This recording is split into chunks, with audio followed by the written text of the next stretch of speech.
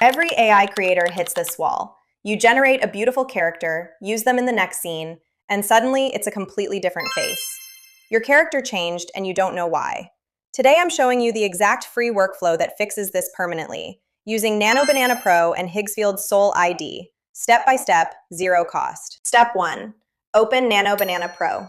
This is a free AI image model that generates highly detailed, photorealistic character portraits. Your goal here is simple. Generate 5 to 8 images of your character from different angles, front, three-quarter, side, keeping the same prompt each time. These become your character's reference sheet. Save all of them. This is the foundation everything else builds on. Step 2. Go to Higgsfield and find the Soul ID feature. Upload those reference images you just saved.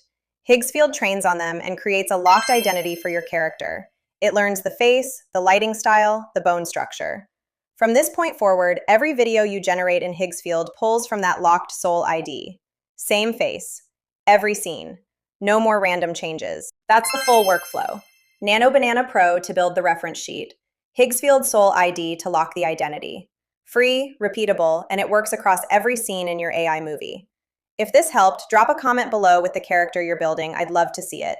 And subscribe for more step-by-step AI tutorials every single week.